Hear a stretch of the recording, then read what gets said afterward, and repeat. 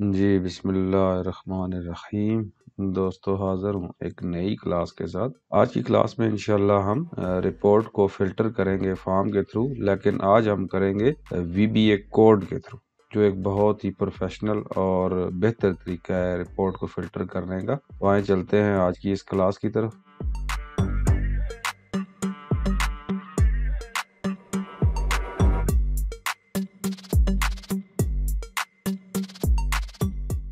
तो दोस्तों, ये आप देखें बैकग्राउंड में हमारा ये फॉर्म खुला हुआ है जो हम पिछली क्लास में बना रहे थे, बल्कि हमने बनाया था। तो अगर आप यहाँ से हमारे साथ जुड़े हैं या यहाँ से आपने देखना शुरू की ये क्लास, तो काइंडली रिक्वेस्ट है कि पिछली 2 क्लासेस ज़रूर देखें, ताकि आपको आइडिया होगा हम ये फॉर्म किस लिए बना रहे थे और कौन सी रिपोर्ट को हम फिल्टर कर रहे थे। तो यहाँ पे हम ये फॉर्म अगर मैं आपको चला के दिखाऊं, तो यहाँ पे मैं इसको रन करता हूँ, तो ये मेरे पास यहाँ पे सिलेक्ट आइटम कैटेगरी जो है वो आती थी।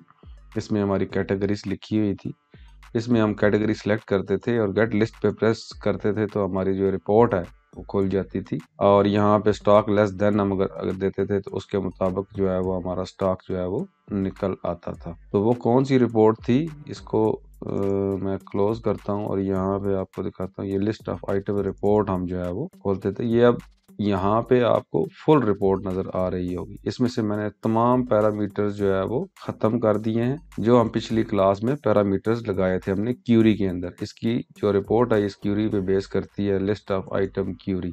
दोबारा मैं आपको ये बताऊं कि ये आप अगर यहाँ से शुरू किया तो आप परेशान हो चुके होंगे कि ये क्या हो रहा है। तो ये क्लास समझने के लिए जरूरी है कि आप इससे पिछली 1-2 क्लासेस जरूर देखें। ये हमारी क्लासेस उनका एक कंटिन्यूएशन कह सकते हैं, ये उसके साथ जुड़ी है। तो जब तक वो क्लासें आप नहीं देखेंगे, इसकी शायद आपको अच्छे तरीके से समझ ना आ सके। तो ये क्यूरी थी। मैं डिज़ाइन व्यू में खोलता हूँ, तो आपको मैंने दिखाई थी। यहाँ पे हमारे ऊपर टेबल्स थे और क्यूरी में यहाँ पे हमने पैरामीटर लगाए थे कैटेगरी आईडी के अंदर, कि जब हम कैटेगरी चुनते थे और यहाँ से हमारी पैरामीटर के थ्रू रिपोर्ट फिल्टर होती थी। और उसके कुछ ड्रॉबैक्स भी मैंने आपको पिछली क्लास में आखिर में बताए थे। अगर आपने पूरी वीडियो पिछली देखी है, तो उसमें मैंने आपको इसके ड्रॉबैक बताए थे कि आप अगर पैरामीटर यहाँ पे लगे हैं, तो जिस तरह मैं अभी क्यूरी किया, मैं इसको सेव नहीं करता, क्यूरी की मैं चलाता हूँ तो ये मुझे रिजल्ट देती है। लेकिन अगर पैरामीटर लगे हो तो वो इस तरीके से रिजल्ट नहीं देती थी, जब तक फॉर्म के थ्रू ना चलाई जाए।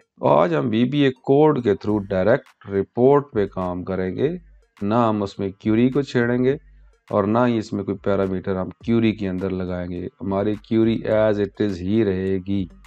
इसमें तमाम आइटम्स हमारे नज़र आते रहेंगे और इसी तरह रिपोर्ट भी हमारी जो मेन है वो उसी तरीके से यहाँ पे अगर मैं रिपोर्ट को रन करूँगा फॉर्म के अलावा, तो ये इसी तरीके से रन होगी। हम जस्ट फॉर्म के अंदर वीबीए कोड लगाएंगे, जो हमारा पैरामीटर फॉर्म था, ये लिस्ट पैरा के नाम से। मैं इसको दिखाऊंगा आपको। तो ये जो है यहाँ पे हम गेट लिस्ट के अंदर जो वीबीए कोड लिखेंगे, इसके थ्रू हम चेक करेंगे कि हमारी कैटेगरी जो है वो कौन सी है, इसको फिल्टर करना है या नहीं। और बाद में हम स्टॉक के ऊपर जाएंगे कि स्टॉक जो है वो लेस देन किस तरीके से मेंटेन करते हैं। इसको अगर मैं रन करूं, तो यहाँ पे मैंने आपको इसका एक ड्रॉबैक ये बताया था कि यहाँ पे जस्ट अगर मैं यहाँ पे इसको खाली छोड़ता हूँ, तब भी हमारी ये रिपोर्ट रन नहीं होती थी। उसके अलावा इसके अंदर किसी तरह भी ऑल कैटेगरीज का ऑप्शन मौजूद नहीं है। हम सिर्फ कैटेगरीज, स्पेसिफिक कैटेगरीज को चुन सकते हैं, या आप बिस्किट्स की ले सकते हैं, या आप ऑयल एंड घी की ले सकते हैं।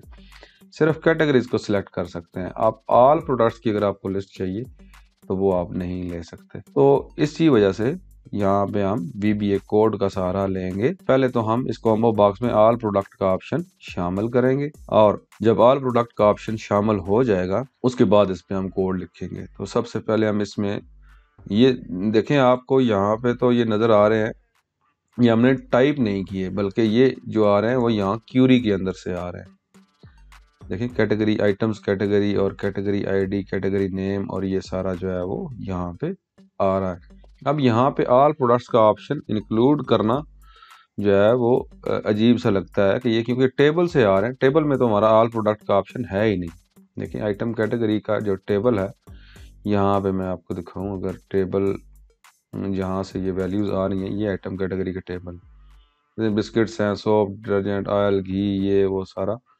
तो यहाँ पे या तो हम एक नया ऐड कर दें यहाँ पे ऑल प्रोडक्ट्स, लेकिन वो इस टेबल में अजीब सा लगेगा कि जब हम कैटेगरी दे रहे हैं तो उसमें ऑल प्रोडक्ट की एक कैटेगरी शामिल हो जाएगी। जब हम आइटम फीड कर रहे होंगे तो वहाँ पे हम कैटेगरी जब चुनने लगेंगे तो वहाँ पे ऑल प्रोडक्ट का ऑप्शन आ रहा होगा, तो वो कोई अजीब सा लगता है कि एक कैटेगरी। और दूसरा, अगर हम ऑल प्रोडक्ट जो है वो यहाँ पे शामिल करेंगे तो किसी ना किसी कैटेगरी के अंदर तो वो चीज़ लाइक करेगी, हम ऑल प्रोडक्ट्स की कैटेगरी को नहीं चुन सकते। शायद आपको मेरी बात ये समझ आई है या नहीं। मैं आपको यहाँ पे अगर मैं बताऊँ, आइटम्स का टेबल जो है यहाँ पे देखिए, यहाँ पे कैटेगरी आईडी यहाँ पे होगी किसी न किसी जगह पे। ये देखिए कैटेगरी आईडी का कॉलम है, इसमें हम कैटेगरीज चुन रहे हैं। अगर मैं आपको आइटम का फॉर्म दिखाऊं, पता नहीं वो फॉर्म हमारे पास है या नहीं है। अगर है तो फिर तो अच्छा हो जाएगा, आपको मैं एक फॉर्म दिखा दूंगा कि आइटम्स हमारी आइटम्स प्रीव्यू, ये देखें यहाँ पे, ये यहाँ पे हम आइटम्स फीड करते थे। तो यहाँ पे जब कैटेगरी हम चुनते थे यहाँ पे, अब ये एक सुपर टिक्की बिस्किट्स का पैकेट है। तो जब हम टेबल में अगर ऑल प्रोडक्ट्स का ऑप्शन शामिल कर लेते हैं, जब हम यहाँ कैटेगरी को चुन रहे होंगे तो यहाँ पे भी वो ऑल प्रोडक्ट्स का ऑप्शन आ रहा होगा। अब इसको हम बिस्किट्स में डालेंगे या डिटर्जेंट में डालेंगे या फिर ऑल प्रोडक्ट्स में डालेंगे, किसी एक में हम। तो इसको ऑल प्रोडक्ट्स में डालना अजीब सा लगता है। तो इसका मतलब ये है कि हम टेबल के अंदर तो ऑल प्रोडक्ट का ऑप्शन शामिल नहीं कर सकते। जब हम वहाँ पे नहीं कर सकते तो फिर यहाँ पे ये कॉम्बो बॉक्स तो उस टेबल से वैल्यू उठा रहा है, तो बाकी वैल्यूज तो जो टेबल में है वो तो आएंगी, लेकिन ऑल प्रोडक्ट्स का ऑप्शन कैसे आएगा। तो पहले हम ये करते हैं कि इसमें ऑल प्रोडक्ट का ऑप्शन टेबल की वैल्यू के साथ साथ एक अलग से ऑप्शन ऐड किस तरीके से होगा। उसमें कोई बीबीए कोड नहीं है, सिंपल मैं आपको एक ट्रिक बताता हूँ, बल्कि पिछली शायद एक आध क्लास में मैंने आपको बताया था, अगर आपने वो क्लास देखी है, कि कॉम्बो बॉक्स में ऑल का ऑप्शन किस तरीके से इंक्लूड करते हैं। इसकी मैं क्यूरी खोलता हूँ, यहाँ पे ये क्यूरी हमारे पास आ गई। इसको आपने खोलना है एसक्यूएल व्यू में, यहाँ पे एसक्यूएल व्यू जब आप खोलेंगे तो आपके पास ये क्यूरी लिखी हुई आ जाएगी, सिलेक्ट आइटम्स कैटेगरी ये। अब इसमें हमने दो कॉलम चुने हुए हैं, items category dot category ID और items category dot category name. अब यहाँ पे आप इसको एक दफ़ा रन करके देख लें। जब आपने रन किया, कैटेगरी आईडी आपकी 6 से शुरू हो गई है, 6, 7, 8, 9, 10, 11, 12 और 14। अब एक तो आपने इसमें देखना है कि एक ऐसी चीज़, ऐसी वैल्यू जो इस पूरे में किसी जगह पे भी मौजूद ना हो। अब यहाँ पे अगर 1 से शुरू हो रहा है तो आपका 0 जो है वो एम्प्टी होगा। आप 0 की ऑप्शन चुन सकते हैं, क्योंकि इसमें हमने एक नई वैल्यू ऐड करनी है। तो वो किस तरीके से ऐड करेंगे, कैटेगरी आईडी क्योंकि आपकी प्राइमरी की है तो ये डुप्लीकेट नहीं हो सकती, इसलिए कोई ऐसी वैल्यू जो आपकी कैटेगरीज के अंदर ना आए। देखिए 6 से शुरू हो रही है, या ये तो खैर इसलिए 6 से शुरू हो रही है कि पहले हमने 5 प्रोडक्ट जो कैटेगरीज हैं वो डिलीट कर दी होंगी, इसलिए वो 6 से शुरू की है। तो यहाँ पे 0 का हमारे पास ऑप्शन मौजूद है, जो नई वैल्यू एक हम ऐसी डालें, क्योंकि ये कैटेगरीज आप जब डालते जाएंगे तो ये नंबर बढ़ते जाएंगे। 14 के बाद 15 आ जाएगा, 16, 17, या फिर आप 999 डाल दें, इतनी कैटेगरीज तो आपकी होंगी नहीं, तो यहाँ पे एक 999 का फिगर डाल दें तो वो भी हो सकता है। और यहाँ पे हमें एक चाहिए ऑल प्रोडक्ट्स का ऑप्शन। तो इसको मैं डिज़ाइन व्यू में, जिस तरह मैंने आपको बताया एसक्यूएल व्यू में, इसको हमने खोल लिया। यहाँ पे लास्ट पे इसका जो सेमी कॉलन है इसको हम मिटा देंगे। एंटर मैंने प्रेस किया, या इसके आगे भी आप लिख सकते हैं। यहाँ पे हम इसको बनाएंगे यूनियन क्यूरी, एक क्यूरी के साथ दूसरी क्यूरी यूनियन करेंगे। एक तो ये आइटम्स वो उठाएगा टेबल से और उसके साथ यूनियन कर देगा जो हम क्यूरी लिखेंगे। अब यहाँ पे वर्ड आप लिखेंगे क्या, UNION, यूनियन। फिर मैंने इंटर प्रेस कर दिया ताकि रीडेबल रहे ये। अगर आप इसके आगे लिखना चाहें तो आप लिख सकते हैं। यूनियन क्या करेंगे, इसमें हम एक और क्यूरी लिखेंगे, कौन सी, SELECT, सिलेक्ट। अब यहाँ पे पहला यूनियन में आपने हमेशा याद रखें कि जितने कॉलम्स ऊपर वाली क्यूरी के हैं इतने ही कॉलम्स आपने नीचे वाली क्यूरी में देने हैं। तो ऊपर वाली क्यूरी में 2 कॉलम्स है, कैटेगरी आईडी और कैटेगरी नेम। तो कैटेगरी आईडी हमने वो देना है जो ऑलरेडी हमारे टेबल में शामिल ना हो, और ऐसी वैल्यू जो आगे भी किसी जगह पे हम कैटेगरी में ना डालें। तो यहाँ पे मैं इसको लिखता हूँ सिलेक्ट 0, पहली वैल्यू हमारी 0 हो, कामा पहली, क्योंकि हमारी इंटीजर है इसके लिए इसको कोटेशन मार्क्स वगैरह देने की ज़रूरत नहीं है। जबकि दूसरा कैटेगरी नेम हमारा स्ट्रिंग है, इसलिए यहाँ पे मैं कोटेशन मार्क दूंगा, डबल कोटेशन मार्क। इसके अंदर मैं लिखूंगा जो भी मैं वहाँ पे कॉम्बो में डिस्प्ले करना चाहता हूँ। फर्स्ट मैं लिखना चाहता हूँ ऑल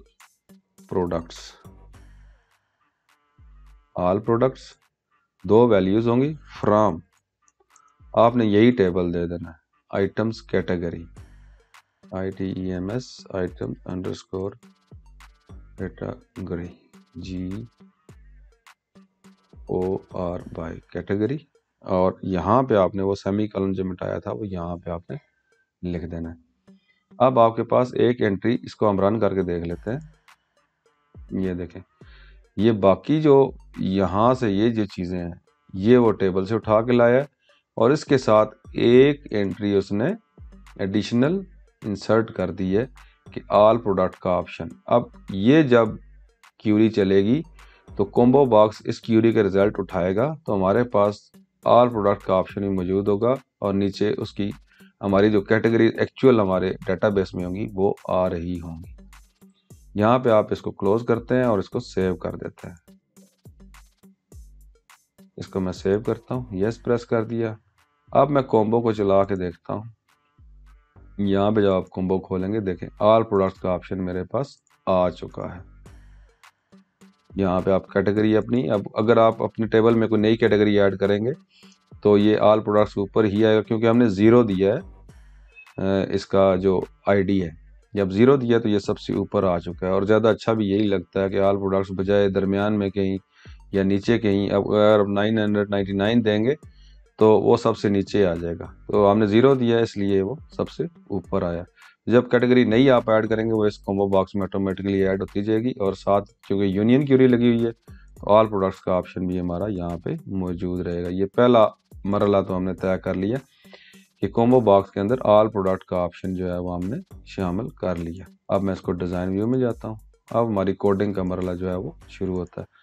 तो गेट लिस्ट में मैं जाता हूँ, इवेंट में जाता हूँ, और ऑन क्लिक के इवेंट पे मैं कोड लिखूंगा, कोड बिल्डर। अब यहाँ पे ऑन क्लिक के इवेंट में मैं कोड लिखता हूँ। जैसे ही मैं ओपन रिपोर्ट वाला जो मेरा जो ये बटन है इसका नाम है CMD ओपन रिपोर्ट, तो यहाँ पे सिंपल मैं पहले हम सिंपल देख लेते हैं बजाय कैटेगरी डालने के कि हमारी रिपोर्ट खुलती भी है या नहीं। तो रिपोर्ट खोलने के लिए आपके पास डू कमांड का जो है वो ऑप्शन है, do command dot open report, और आगे आप रिपोर्ट का नाम देंगे डबल कोटेशन के अंदर। ये देखें नीचे वो आपसे रिपोर्ट नेम यहाँ पे वो मांग रहा है, पहले हमने इसको रिपोर्ट का नाम देना है। तो रिपोर्ट का हमारी का नाम क्या है, list of items report, list of items, exact spelling आपने लिखना है ताकि वो उसको खोल सके। हमने उसका नाम दे दिया लिस्ट ऑफ आइटम्स रिपोर्ट, और आगे हमने इसको देना है कि वो डिज़ाइन में खोले, लेआउट में खोले, प्रीव्यू में खोले। तो हम अक्सर जो रिपोर्ट खोलते हैं वो प्रीव्यू के अंदर ही खोलते हैं। तो मैंने प्रीव्यू चुन लिया है कि हमें जो रिपोर्ट है वो प्रीव्यू के अंदर चाहिए, ताकि हमें रिपोर्ट जो है वो डिज़ाइन व्यू या उसमें ना खोल जाए, हम प्रीव्यू में खोलना चाह रहे हैं। मैं इसका सिर्फ इतना ही करता हूँ, देखते हैं हमारी रिपोर्ट खुलती है या नहीं। इसको मैं क्लोज करता हूँ और फॉर्म को हम चलाते हैं। अब तो ज़रा कैटेगरी वगैरह मैं उसमें डाली नहीं है कोड के अंदर, तो यहाँ से तो वो नहीं निकालेगा। सिर्फ मैं देखना चाह रहा हूँ मेरी रिपोर्ट चलती रही। गेट लिस्ट पे मैंने प्रेस किया, देखिए मेरी रिपोर्ट जो है वो ओपन होगी। अब ये पूरी रिपोर्ट ओपन हुई होगी, इसमें तमाम कैटेगरीज आ रही हैं, cigarettes, cold drinks, oil and ghee, और ये सारी कैटेगरीज आ रही हैं। मतलब ये है कि हमारे बटन का जो कोड है वो सही काम कर रहा है। मैं इसको क्लोज किया और इसको डिज़ाइन व्यू में चला गया। गेट लिस्ट का हम कोड दोबारा खोल लेते हैं, मैंने खोल लिया। अब यहाँ पे मैं चाहता हूँ कि जो कैटेगरी मेरी सिलेक्ट हो उसका जो उसकी रिपोर्ट जो है वो मेरे पास निकले, तो वो ऑप्शन हम इसमें इंक्लूड करेंगे। तो प्रीव्यू के बाद हम कामा डालते हैं और आगे ये पूछेगा फिल्टर नेम। हम फिल्टर को नहीं करते, हम वेयर कंडीशन लिखेंगे। वेयर कंडीशन के लिए एक कामा आपको और लगाना पड़ेगा। देखिए जो अब कामे के बाद जो बोल्ड हुआ है ये चीज़ वो मांग रहा है, तो ये चीज़ हम नहीं देना चाहते, इसको नल छोड़ देते हैं। दोबारा हम कामा लगाएंगे तो वो वेयर कंडीशन पे आ जाएगा। अब यहाँ पे हमने वेयर कंडीशन लिखनी है। तो वेयर कंडीशन हमारी सिंपल सीधी सीधी, कोई उसमें वो है ही नहीं कि आप ये तो कोडिंग है, इसमें आप बादशाह हैं, किसी किस्म का भी कोड आप लिख सकते हैं। पिछली क्लास में आपको याद होगा मैंने आपको एक नया हमने ऐड किया था कॉलम, सिर्फ उसको लिए। यहाँ पे हम बादशाह हैं, हम कोड किसी तरीके से भी लिख सकते हैं। तो यहाँ पे मैं क्या करूँगा, डबल कोट पहले डालूंगा। डबल कोट के अंदर हम वेयर कंडीशन डालेंगे। अब यहाँ पे मेरे पास जो रिपोर्ट है वो मैं आपको दिखाऊं, ये रिपोर्ट है। तो यहाँ पे मेरे पास जो कैटेगरी है वो यहाँ पे कैटेगरी नेम के नाम से, इसको डिज़ाइन व्यू में मैं खोलता हूँ आपको सही ताकि समझ आए। ये देखें कैटेगरी CAT_नेम, कैटेगरी नेम हमारा चल रहा है CAT_नेम, जिस पे हमारी ये रिपोर्ट ग्रुप हुई है।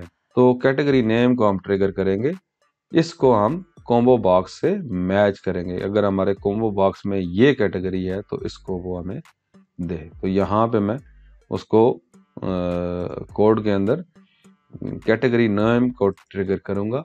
मैं क्या लिखूँगा, CAT_नेम इज इक्वल टू, जहाँ पे नेम मेरा हो क्या हो, यहाँ पे मैं % साइन डालूँगा और यहाँ पे मैं अपने कॉम्बो बॉक्स का जो है वो रेफरेंस दे दूँगा, me.cbo कैट उसका नाम था। और यहाँ पे मैं कॉलम्स, क्योंकि मैं कोडिंग कर रहा हूँ, पिछली दफ़ा मैं क्यूरी में कॉलम्स की वैल्यू डालने की कोशिश कर रहा था लेकिन वहाँ पे नहीं चल रहा था, हमने कैटेगरी ID डाली थी उसको कैटर करने के लिए। तो यहाँ पे आपको उसकी ज़रूरत नहीं है, यहाँ पे सिंपल आप कॉलम का हवाला दे सकते हैं, कॉलम, और कॉलम 1 के अंदर मेरी जो वैल्यू है वो चल रही है कैटेगरी की। अब यहाँ पे क्योंकि ये कॉलम 1 जो है वो स्ट्रिंग है, यहाँ पे हम स्ट्रिंग को मैच कर रहे हैं। पहले तो हमारा कैटेगरी ID जो है वो इंटीजर था, तो ये कॉलम 1 में मेरा स्ट्रिंग है जहाँ पे बिस्किट्स आ रहे हैं, सिगरेट्स आ रहे हैं और वो चीज़। क्योंकि ये स्ट्रिंग है इसलिए मैं इसके गिर्द सिंगल कोटेशन भी लगाऊंगा, कनकैटिनेट करूंगा। तो एक सिंगल कोटेशन यहाँ पे मैंने कनकैटिनेट ऑलरेडी ये किया हुआ, इसके अंदर मैं सिंगल कोटेशन दे दूंगा।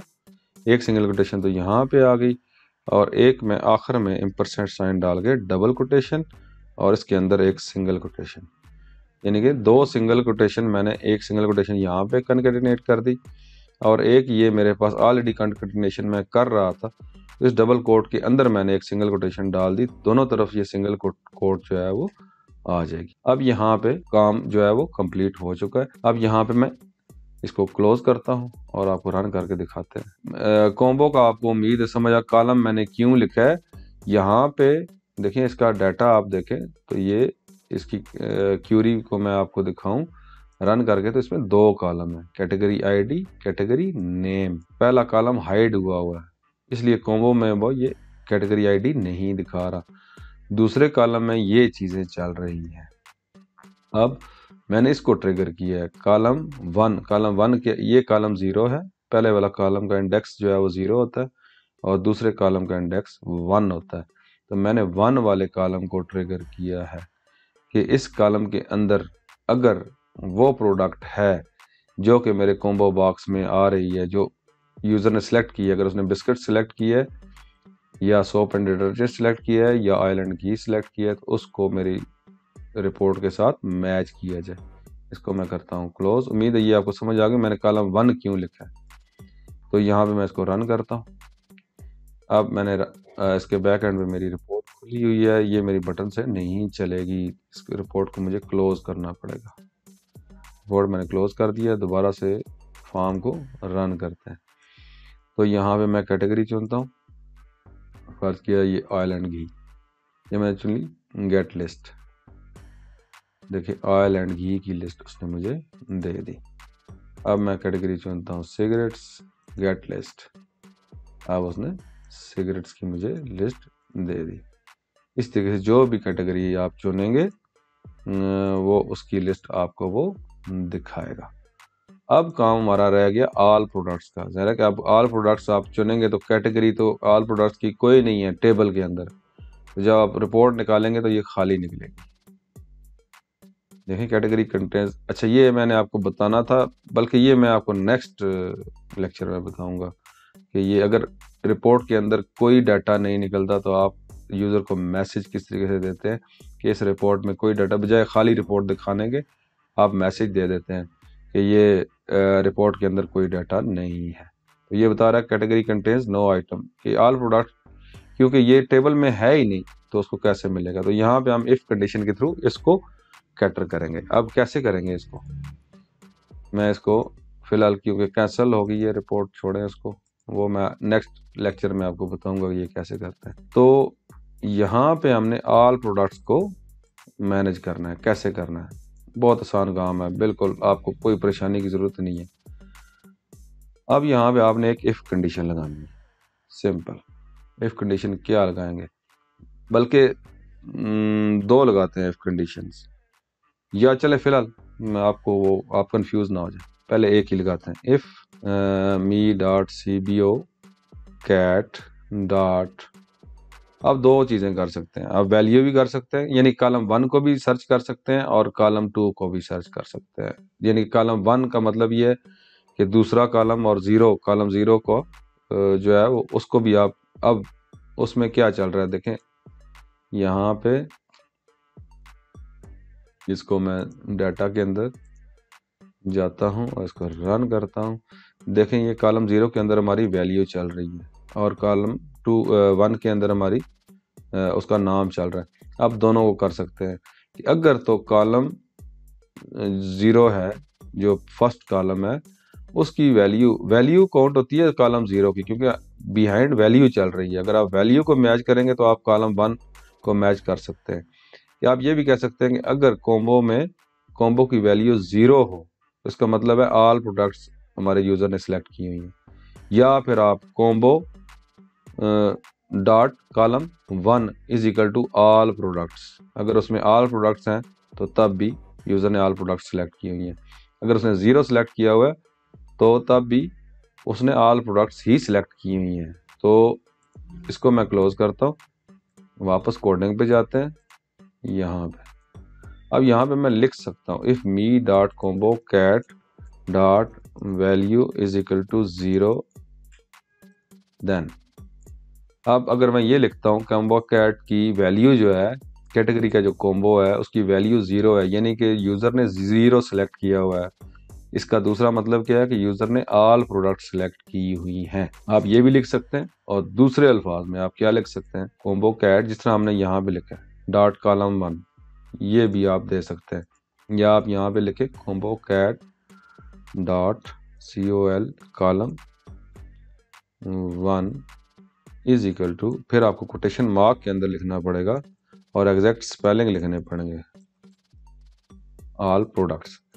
दोनों तरीकों से आप चेक कर सकते हैं कि अगर कॉलम 1 के अंदर ऑल प्रोडक्ट्स है और कॉलम 0 के अंदर अगर 0 है तो दोनों केस जो है वो सही है। सबसे बेहतर तरीका ये है कि आप उसकी वैल्यू को चेक करें, उसमें एक तो आपसे गलती नहीं होगी, सिंपल आपने 0 लिखना है। आपको पता है कि ऑल प्रोडक्ट्स को मैंने ID कौन सा दिया है, 99 दिया है, 999 दिया है या 0 दिया है, और एक तो वो, और दूसरा वो डिजिट है, उसको सर्च करना आसान होगा, जल्दी सर्च कर लेगा। इसलिए मैं प्रेफर ये करूँगा कि आप क्या करें, combo cat dot value is equal to 0। इसका मतलब यही है कि उसने ऑल प्रोडक्ट सेलेक्ट की हुई है। अगर उसने 0 सेलेक्ट किया हुआ है ऑल प्रोडक्ट्स, तो आपका क्या ख्याल है, हमें कैटेगरी चेक करनी चाहिए? नहीं करनी चाहिए, सारी की सारी रिपोर्ट उसको दिखा देनी चाहिए, क्योंकि उसने ऑल प्रोडक्ट सेलेक्ट की हुई हैं, तो कैटेगरी सर्च करने की ज़रूरत नहीं है। मैं यही Ctrl+C करता हूँ, यहाँ पे दोबारा Ctrl+V करता हूँ, ये मेरे पास आ गई। इसमें से मैं जो मेरी वेयर क्लास है वो मैंने मिटा दी, यहाँ पे सारी की सारी मेरे पास रिपोर्ट आ जाएगी। और एल्स करूँगा, एल्स का मतलब क्या है कि उसने कोई ना कोई कैटेगरी सिलेक्ट की हुई है। इसको मैं इंडेंट दे देता हूँ ताकि आपको इजी हो समझने में। और यहाँ पे आखिर में मैं क्या कर दूंगा, एंड इफ।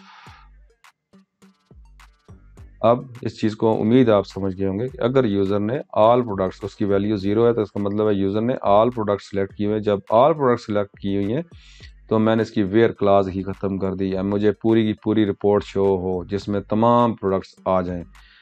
अगर उसने एल्स का मतलब क्या है कि उसने ऑल प्रोडक्ट्स नहीं सिलेक्ट की। इसका मतलब है उसने कोई की ना कोई कैटेगरी सिलेक्ट की हुई है। तो कैटेगरी जब सिलेक्ट की हुई है तो फिर मुझे वेयर क्लास चला दे जिसमें वो कॉलम से कैटेगरीज को मैच कर ले और उसके बाद एंड इफ हो जाए। इसको चला के देखते हैं क्या होता है। फॉर्म को मैंने चलाया। अब मैं पहले कोई कैटेगरी सिलेक्ट करता हूँ, oil and ghee gate list. देखें ऑयल एंड घी की लिस्ट उसने मुझे दे दी। क्लोज करते हैं। अब मैं सिलेक्ट करता हूँ ऑल प्रोडक्ट्स और गेट लिस्ट।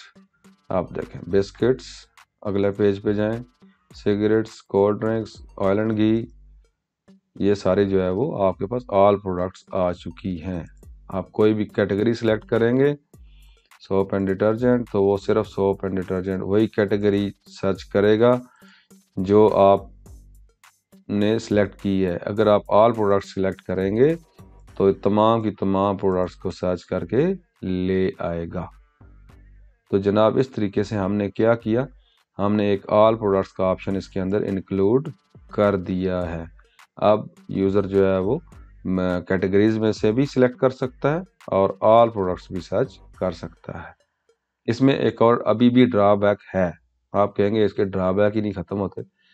देखिए जब यूज़र ये चीज़ें चला रहा होता है तो कुछ भी कर सकता है। अब फ़र्ज़ किया यहाँ पे वो आया, यहाँ पे आया, गलती से उसने स्पेस बार प्रेस कर दिया, ये खाली हो गया। जब ये खाली हो गया तो उसने गेट लिस्ट प्रेस किया, कोई कैटेगरी नहीं आ रही इसमें। जब ये खाली है तो उसको, अब यहाँ पे तो ये लगा हुआ है कि ये फ़र्ज़ किया आपके पास ये चीज़ ना लगी हुई हो, ये चीज़ ख़त्म हुई हुई हो, तो फिर क्या आपकी खाली रिपोर्ट खुल जाएगी या आपको वो एरर दे देगा जी कैटेगरी जो है वो नल है, कैटेगरी जो है नल है, कुछ भी नहीं है। तो तब क्या होगा, अब यहाँ पे उसको ये खाली नहीं मिलना चाहिए। ये खाली को भी हम ट्रैक करेंगे। अगर आप कहते हैं तो इसी बल्कि मैं कर लेता हूँ, थोड़ा सा ही है, क्लास तो काफ़ी लंबी हो चुकी है, लेकिन चलें ये लेसन ख़त्म कर दें। खाली को आप कैसे ट्रैक करेंगे अगर कॉम्बो बॉक्स की वैल्यू जो है वो कुछ भी नहीं है। अब यहाँ पे अगर कुछ भी नहीं है, खाली है, तो गेट लिस्ट आप कैसे उसको, ये तो बाद में मैंने लगाया है इसको, अभी फ़िलहाल तो ना जहन में सोचें, तो वो खाली रिपोर्ट निकाल देगा। आप यहीं पे उसको ट्रैक करें कि खाली यहीं पे ट्रैक हो जाए बजाय डाटाबेस में सर्च करने के। तो वो सिंपल आपको एक बताता हूँ कि वहाँ पे आपने क्या करना है। सिंपल आपका ये कॉम्बो बॉक्स है, कॉम्बो बॉक्स खाली चेक करने का क्या तरीका है, ऊपर मैं लगा देता हूँ। सबसे पहले हम चेक करते हैं if me dot C B O cat dot value, नहीं वैल्यू नहीं होगा, इसकी एक प्रॉपर्टी होती है लिस्ट इंडेक्स। जो भी ये इसको मैं मिटा के आपको कॉम्बो दिखाता हूँ,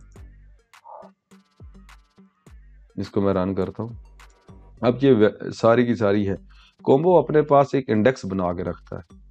जो पहली वैल्यू उसको वो इंडेक्स देता है 0, दूसरी वैल्यू को 1, तीसरी को, वो अपने पास एक इंडेक्स बना के रखता है। वो कैटेगरी आईडी अलग चीज़ है, वो हमने खुद उसको दी है। जबकि कॉम्बो जो है वो अपने पास एक इंडेक्स रखता है, हर वैल्यू का एक इंडेक्स रखेगा, हर एंट्री का एक इंडेक्स रखेगा, और वो शुरू होगा 0 से। ये 0 है, ये 1 है, ये 2 है, 3 है, 4 है, जितनी इसमें आएंगी आपकी एंट्रीज, इतने वो इंडेक्स को वो बढ़ाता जाएगा। और ये 0 है। अब क्या होगा, जब ये खाली होगा तो क्या होगा, इसका इंडेक्स -1 होगा। जब कॉम्बो खाली होता है तो उसका लिस्ट इंडेक्स क्या होता है, -1। अगर उसमें ऑल प्रोडक्ट्स लिखा है तो इसका इंडेक्स है 0। अगर बिस्किट्स लिखा है तो इसका इंडेक्स है 1, और फिर 2 और 3 और 4 इस तरह चलता जाएगा। अगर इस कॉम्बो का इंडेक्स लिस्ट इंडेक्स -1 है तो इसका मतलब है ये कॉम्बो खाली है। इसको हम चेक करेंगे। अब आपको उम्मीद है समझ आ गई होगी कि हम क्या चेक करना चाह रहे हैं। अब यहाँ पे मैं क्या लिखूंगा, if me dot C B O cat dot list index, इसकी प्रॉपर्टी होती है इज इक्वल नहीं, बल्कि पहले नॉट इक्वल टू करता है, नॉट इक्वल टू -1। देन अगर इसका list index not equal to -1 है, यानी कि ये खाली नहीं है, इसमें कोई ना कोई वैल्यू है। अगर ये खाली होगा तो इसका क्या होगा, इंडेक्स -1 होगा। तो इसका मतलब जब खाली नहीं है तो ये काम करो, ये सारी चीज़ें चेक करो। और अगर वो खाली है, एल्स का मतलब क्या है कि लिस्ट इंडेक्स -1 है। हमने कहा नॉट इक्वल टू -1, तो ये काम करो, यानी कि इस यूज़र ने कुछ ना कुछ सिलेक्ट किया हुआ है, या उसने ऑल प्रोडक्ट सेलेक्ट की हुई हैं या उसने कोई कैटेगरी सिलेक्ट की हुई है, तो ये काम करो। अगर -1 है यानी कि कॉम्बो आपका खाली है, तो क्या करो, सिंपल एक मैसेज दे दो, message box please select category to search के पता नहीं स्पेलिंग ठीक है या नहीं, बहरहाल, और एंड साफ कर जाओ। बल्कि एंड इफ एक और हमने लगाना यहाँ पे ऊपर वाले का एंड इफ। अगर तो कॉम्बो का इंडेक्स -1 है, इसका मतलब है कॉम्बो खाली है। तो यहाँ पे हमने पहले चेक कर लिया क्योंकि हम कोडिंग लिख चुके थे। या अगर आप लिखते हैं इज इक्वल टू -1, तो फिर आप मैसेज बॉक्स ऊपर लिख देंगे और एल्स में ये चीज़ें ले आएंगे। तो हमने सिंपल क्या कर दिया, क्योंकि हम कोड लिख चुके थे, तो मैंने क्या कर दिया, combo cat not equal to -1। अगर नॉट इक्वल टू -1 है यानी कि उसने कोई वैल्यू सेलेक्ट की हुई है, तो फिर ये सारा काम करो यहाँ तक ये सारा, कि अगर ऑल प्रोडक्ट्स चुनी है तो सारी प्रोडक्ट्स दिखा दो, अगर कैटेगरी चुनी है तो कैटेगरी को सर्च कर लो। एल्स का मतलब क्या है कि वो -1 है यानी कि आपका कॉम्बो खाली है, तो यूज़र को मैसेज दो please select a category to search. ये एक अच्छा यूज़र एक्सपीरियंस बन चुका है। देखें, आप खाली रिपोर्ट भी उसको शो करवा सकते हैं, लेकिन ये अजीब सा लगता है कि जब वैल्यू है ही नहीं तो आप रिपोर्ट को खाली शो करवा रहे हैं, या जब वो ऊपर जा रहा है तो आप कह रहे हैं इस कैटेगरी की कोई वैल्यू नहीं है। देखें, आप यहाँ पे मैसेज आ रहा था कि इसकी कोई है ही नहीं, इस कैटेगरी का कोई आइटम नहीं है, तो अगर खाली है तो कौन सी कैटेगरी है? तो सिंपल आप यूज़र को बताएं कि ये खाली है। अब इसको हम रन करते हैं और ये खाली है। अब मैं गेट लिस्ट करता हूँ, क्या कहेगा, please select a category to search. आपने कैटेगरी जो है वो सर्च नहीं की है, तो यहाँ पे बल्कि एक और हमने काम नहीं किया। देखें, अब यहाँ पे जब मैं ये करता हूँ तो select category to search okay किया, तो मेरा कर्सर कहाँ गया, फोकस मेरा कहीं पे भी नहीं है। तो एक अच्छे यूज़र एक्सपीरियंस के लिए, अच्छे प्रोग्रामर के लिए ज़रूरी है कि वो यूज़र को एक्सपीरियंस उसका अच्छा बनाए। तो जब मैसेज बॉक्स यहाँ पे आ जाए तो क्या करें, me.cbocat.set focus, उसको फोकस कोबो कैट पे चला जाए। अब आप इसको रन करें। अब ये खाली है, इसको गेट लिस्ट किया, देखें आया, please select category to search okay किया, आपका फोकस फिर देखें कर्सर ब्लिंक कर रहा है, यहाँ पे पहुँच गया। अब यहाँ पे आप कोई भी ऑल प्रोडक्ट्स अगर आपने सेलेक्ट की गेट लिस्ट, तो ऑल प्रोडक्ट्स की लिस्ट आपके पास आ चुकी है। अगर आपने कैटेगरी सिलेक्ट की तो ऑयल एंड घी सिलेक्ट किया तो उसकी आपके पास आ चुकी है। अगर यूज़र यहाँ से इसको डिलीट भी कर देता है तो आप गेट लिस्ट करता है, तो आप कहेंगे please select a category to search. तमाम ऑप्शंस आपने उसके ट्रैक कर लिए हैं। ये देखें, जब भी आप एक सॉफ्टवेयर बनाते हैं तो उसका जो टेस्टर होता है, जो टेस्ट कर रहा होता है, वो तमाम सिनेरियो टेस्ट करता है। कहीं पे भी आपका कोड ब्रेक नहीं होना चाहिए, कहीं पे भी आपका एरर नहीं आना चाहिए, आपने तमाम एरर को ट्रैप किए होना चाहिए। अब यहाँ पे आपने तकरीबन तमाम एरर को ट्रैप कर लिया है कि अगर वो खाली भी नहीं छोड़ सकता, खाली छोड़ेगा तो वो उसको कैटेगरी मांगेगा, ऑल प्रोडक्ट्स करेगा तो तब भी, अगर कोई कैटेगरी चुनेगा तो तब भी। तो ये चीज़ें आपने ट्रैक कर ली। क्लास आज काफ़ी लंबी हो चुकी है, मेरा दिल था कि मैं आपको स्टॉक का भी साथ चलाऊंगा, लेकिन टाइम काफ़ी हो चुका है, तो ये मैं कोशिश करता हूँ नेक्स्ट क्लास में आपको ये, इसमें थोड़ी सी कोडिंग ज़्यादा लिखनी पड़ेगी क्योंकि हमने कैटेगरी भी चेक करनी है और स्टॉक भी चेक करना है। तो ये हम इंशाल्लाह नेक्स्ट क्लास में करेंगे। उम्मीद है आपको इस क्लास की समझ आई होगी। अगर आपको ये क्लासेस अच्छी लग रही हैं तो क्लासेस को शेयर लाजमी करें और चैनल को सब्सक्राइब करें, बेल आइकन प्रेस करें, ताकि नेक्स्ट बड़ी अच्छी अच्छी क्लासेस आ रही हैं। इंशाल्लाह हम POS सिस्टम शुरू करने लगे हैं, 1-2 क्लासेस रह गई हैं रिपोर्ट्स के हवाले से, उसके बाद हम POS सिस्टम जो है वो स्टार्ट करेंगे। पूरा एक पॉइंट ऑफ सेल सिस्टम बनाएंगे जिसमें आइटम्स होंगी, आपका बिल बनेगा, आपका स्टॉक मेंटेन होगा और यूज़र को बिल प्रिंट करके जिस तरह देना है वो सारा ईच एंड एवरीथिंग आपको इंशाल्लाह बताई जाएगी। तो जुड़े रहिए इस चैनल के साथ। बहुत शुक्रिया। अल्लाह हाफिज़।